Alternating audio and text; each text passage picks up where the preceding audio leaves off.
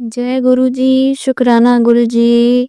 गुरु जी के चरणों में कोटि कोटि नमन, कोटि कोटि नमन, कोटि कोटि नमन। संगत जी, आप सभी के भी कोटि कोटि धन्यवाद जो आप मेरा सत्संग सुनने जा रहे हैं। मैं उन आंटी जी, अंकल जी को भी कोटि कोटि नमन करती हूँ जो मेरे इस सत्संग को संगत के साथ साथ शेयर करने जा रहे हैं। संगत जी, गुरु जी के सत्संग हम सुनते हैं और हम ये भी जानते हैं कि गुरु जी अपनी संगत का कितना ख्याल करते हैं। गुरु जी हर उस बच्चे के साथ में हैं, हर उस बच्चे के साथ में हैं जिसके कर्म माड़े होते हैं या जिसके दुश्मन ज़्यादा होते हैं। गुरु जी को जो भी मानता है, हृदय से मानता है, हृदय से ही गुरु जी उनके साथ में रहते हैं। संगत जी, इसी तरह से मेरे साथ भी गुरु जी न जाने कब से जुड़े हुए हैं, जिसे का मुझे आभास नहीं है। मैं सद्गुरु साईं बाबा को हृदय से मानती थी क्योंकि उनकी कृपा असीमित मुझे मिली है। उनकी कृपा से ही मैं आगे बढ़ी हूँ और ये उनकी ही कृपा से है कि उन्होंने मुझे गुरु जी के रूप में गुरु जी का हाथ मेरे सर पे रखवाया है। मुझे तो ऐसा ही लगता है कि सद्गुरु साईं बाबा का ही अवतार गुरु जी हैं या गुरु जी सद्गुरु साईं बाबा सभी महादेव का अवतार हैं। तो महादेव की असीमित कृपा मुझ पर है, महादेव की असीमित कृपा अपने सभी बच्चों पर है और वो हमेशा अपने बच्चों का ख्याल करते हैं, करते आए हैं। मैं अपना सत्संग सुनाना चाहूँगी। गुरु जी की असीमित कृपा का सत्संग है कि जो मैं अभी भी जब भी सोचती हूँ तो मैं उस चीज से पार नहीं पा पाती हूँ, नहीं समझ पाती हूँ कितनी बड़ी कृपा गुरु जी अपनी संगत के साथ करते हैं। मैंने पहले भी एक सत्संग शेयर किया था जिसमें मैंने बताया था कि जैसे कैसे मेरे घुटनों की प्रॉब्लम आने से पहले ही जो है गुरुजी ने मुझे अपनी जूती की कृपा बख्श दी थी। सपने में ही मैंने देखा था कि मैंने एक जूती जो है वो चुनी है और वो गोल्डन कलर की जूती थी और फिर मैं उस सपने को भूल गई थी, लेकिन जैसे ही मैंने सत्संग लगाया बिल्कुल वैसे ही जूती मैंने जो है उस सत्संग में देखी। तब मुझे ध्यान आया कि अरे ये तो महाराज ने मुझे अपनी जूतियाँ बख्शी हैं और बाद में मुझे पता चला कि हाँ, न जाने कौन सा संकट आने वाला था जिसकी वजह से गुरुजी की असीमित कृपा मुझे प्राप्त हुई। उसके बाद से मेरे घुटनों की समस्या धीरे-धीरे बढ़ ही रही थी। अचानक अचानक गुरुजी की ऐसी कृपा हुई कि न जाने मेरे पैर में क्या लिखा हुआ था, क्या नहीं लिखा हुआ था। मुझे किसी फंक्शन में जाने का निवेदन आया था और जिस दिन फंक्शन था उससे 2-3 दिन पहले ही अचानक मेरा घुटने में भयंकर पीड़ा हुई है। मेरा घुटना इतना दिक्कत करने लगा कि मैं एक कदम भी नहीं चल पा रही थी और उसी के 2 दिन बाद एक फंक्शन था। मैं नहीं जानती कि क्या सही है कि क्या गलत है। हालाँकि मैं ये सारी चीज़ें अभी तक जो है झेलती आई हूँ कि कभी भी इस तरह की कुछ होता है था तो कहीं न कहीं कोई एक ऐसा ब्लैक मैजिक या कुछ इस तरह का है कि हाँ, कोई है जो वो चाहता है कि हाँ, मैं ना पहुँचूँ वहाँ पर, मैं ना जाऊँ वो। अब वो किस पक्ष का है ये भी मैं गुरुजी पे ही छोड़ती हूँ क्योंकि मुझे खुद ही नहीं पता है या मैं पता भी है तो मैं कैसे मतलब कह दूँ कि हाँ, कौन है, कौन नहीं है क्योंकि गुरुजी ही जानते हैं।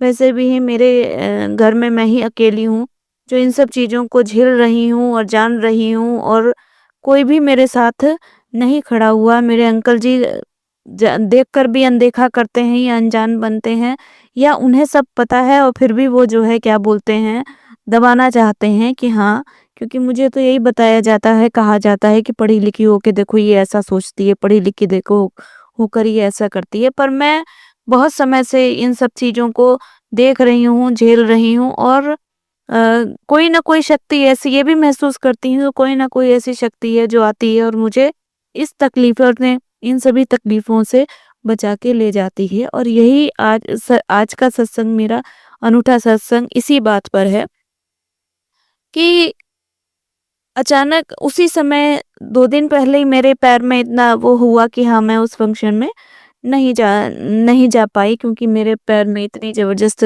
दिक्कत हो गई कि मैं चल ही नहीं पा रही थी। उसके बाद दूसरा फ़ंक्शन 1 महीने के अंतराल पे था और मेरे पैरों की दिक्कत बढ़ती जा रही थी और मुझे पता था कि अगर मैं नहीं जाऊँगी तो भी जो है मुझी पे मैं क्रिटिसाइज़ किया जाएगा कि हाँ, ये तो गलत है, और मेरे अंकल जी और भी मुझे बुरी तरह से मतलब जो है देखने लगेंगे, समझने लगेंगे। मुझे नहीं मालूम कि हाँ, मेरे अंकल जी को उन सब चीज़ों का पता है या वो अनजान बनने का नाटक करते हैं। क्योंकि इतने सालों से ये सब चीज़ें हो रही हैं और हमेशा वो मुझे ही ब्लेम करके जो है अपना दामन झाड़ के चले जाते हैं। तो संगत जी, यहाँ तो मैं गुरु की महिमा, गुरु की कृपा, महादेव की असीमित कृपा का ही वर्णन करने के लिए यहाँ पर अपना सत्संग शेयर कर रही हूँ, क्योंकि अब तो वही जानते हैं कि क्या चीज़ है, क्या नहीं है। पर न जाने मेरे जैसे और भी बहुत सारे जो है बहनें होंगी, बहुत सारी आंटी होंगी, बहुत सारे अंकल होंगे, जो इस तरह की समस्या से ग्रसित होंगे, जो इस तरह की समस्या को झेल रहे होंगे और उन्हें झुठलाया जाता होगा। तो ये सत्संग हो सकता है गुरु महाराज जी उन्हीं लोगों के लिए, उन्हीं सब संगत के लिए रिकॉर्ड कर रहे हैं, ताकि उनको भी गुरु महाराज जी की असीमित कृपा पर विश्वास हो जाए। तो संगत जी, फिर जो दूसरा फंक्शन था वो 1 महीने बाद था और वो मैं जाने के लिए तैयार थी, मैं जाना भी चाहती थी। तो मैंने अपने अंकल जी से बोल भी दिया था कि हाँ, मैं जाऊँगी, मैं चलूँगी। तो गुरु महाराज जी की ऐसी कृपा थी कि हाँ, पैर में मेरे दिक्कत तो थी, लेकिन धीरे-धीरे थोड़ा मेरे पैरों में आराम हो गया था। लेकिन फिर भी मैंने गुरु जी को ही बोल दिया था, गुरु जी आप देख लीजिएगा, अब आपके ही ऊपर है। और गुरु महाराज जी की मेरे ऊपर ऐसी कृपा हुई, ऐसी कृपा हुई, ऐसी असीमित कृपा हुई। कहते हैं ना कि गुरुओं की कृपा आपके कौन-कौन से कर्म हैं वो भी काट देती हैं, और गुरुओं की कृपा ऐसी होती है कि आप जो कुछ भी भूल जाते हैं वो सब चीज़ें भी आपको पूरी करा देती हैं। तो संगत जी, मेरा जो छोटा बेटा हुआ था, तो मुझे ऐसा लगता है कि मैं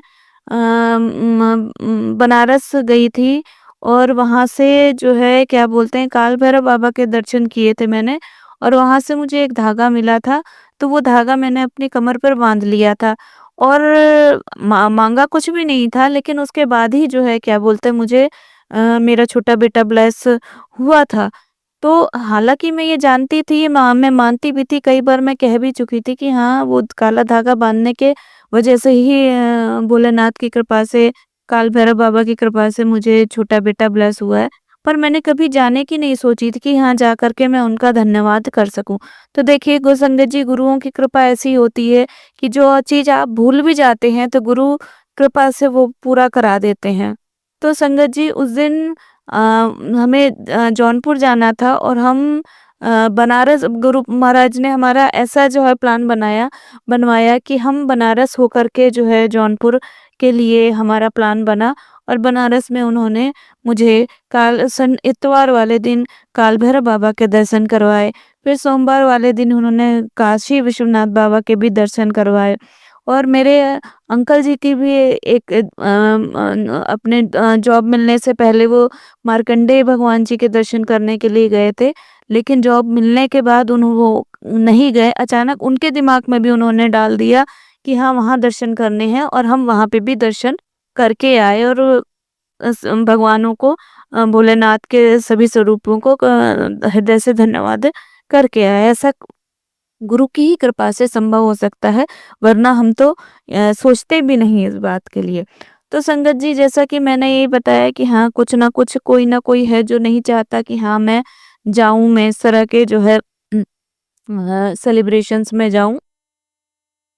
ऐसा इसलिए मुझे लगा कि हाँ, क्योंकि मेरे पैर में अचानक दिक्कत आई और मैं चलने में दिक्कत महसूस कर रही थी। हालाँकि गुरुजी की कृपा से हम शादी में भी गए और शादी से जब हम वापस आए, तो वापस जब आए तो गुरुजी कहते हैं ना कि गुरुजी की ऐसी कृपा होती है कि गुरुजी आपके ऊपर आया हुआ संकट किसी न किसी जीव के रूप में अपने ऊपर ले लेते हैं। जब मैं वापस आई तो मैं दूसरे दिन सुबह-सुबह अचानक एक गिलहरी ऊपर से आंगन में अपने आप गिरी पड़ी दिखाई दी और हम लोग बाहर आए तो देखा वो चल नहीं पा रही थी और अचानक हमारा जो कुक है तो वो चिल्लाने लगा, कहने लगा कि पैर तो टूट गया है, इसका पैर टूट गया है इसलिए नहीं चल पा रही है, इसका पैर टूट गया है इसलिए नहीं चल पा रही है।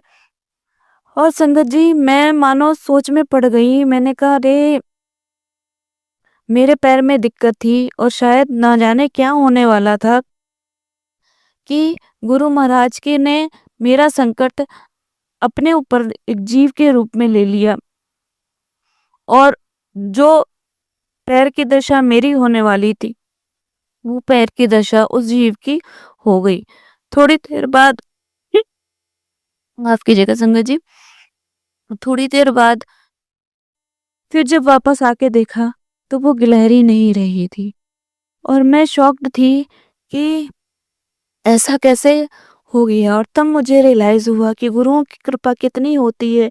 न जाने कौन सा संकट परमात्मा ने मेरे ही कर्मों की वजह से मुझे मेरे भाग्य में लिखा रहा होगा, लेकिन गुरु जी की ऐसी असीमित कृपा थी कि उन्होंने वो संकट इस तरह से काट दिया। न जाने किस तरह से कितनी तकलीफ सह करके उन्होंने मेरे इस संकट को काटा। मैं अब गुरु को कोटि-कोटि धन्यवाद कहती हूँ। मेरे पास तो शब्द ही नहीं है। गुरुपा की ऐसी कृपा, ऐसी कृपा, ऐसी कृपा, अनंतम अनंतम कृपा, अनंतम अनंतम शुक्राना गुरुजी, अनंतम अनंतम शुक्राना गुरुजी। मैं कहीं न कहीं बहुत जब परेशान हो गई थी कि अब ये जो ब्लैक मैजिक कह लीजिए या जो भी है, मेरे कर्मों के अनुसार जो भी है, जो भी आत्माओं को मैंने किसी जन्म में कोई कष्ट दिया है और वो इस जन्म में अपने उस कष्ट का बदला ले रही हैं। और मैं इन सब चीज़ों से थक गई थी। तब मैंने अपने गुरु सद्गुरु साईं बाबा से कहा था कि बाबा मुझे अब कोई ऐसी शक्ति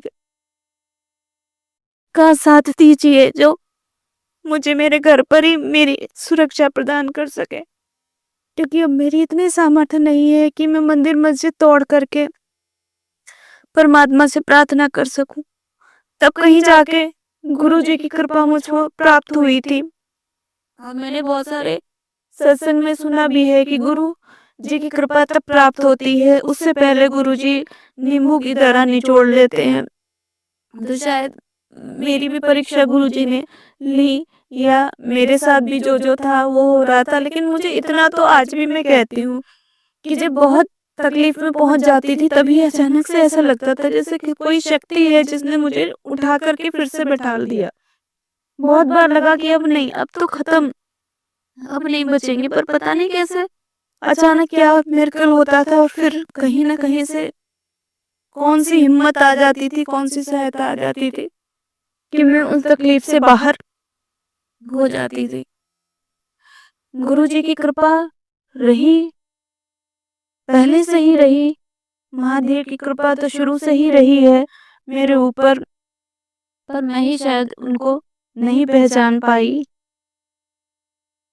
लेकिन अब गुरुजी के रूप में जो कृपा मुझ पर मिलती है, जब भी कुछ कोई चीज मैं सोचती हूँ वो कहीं ना कहीं सत्संग में, किसी न किसी सत्संग में मुझे सुनाई दे जाती है।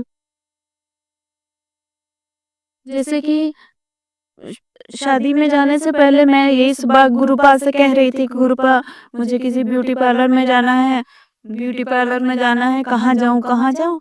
और सुबह देखती हूँ तो सत्संग में भी वही एक आंटी जी अपना सत्संग सुना रही होती हैं, जिसमें वो यही बताती हैं कि हाँ, मैंने भी गुरुजी से कहा था और गुरुजी ने मुझे इस पार्लर में भेजा और मैंने ये काम कराया और इस तरह का हुआ।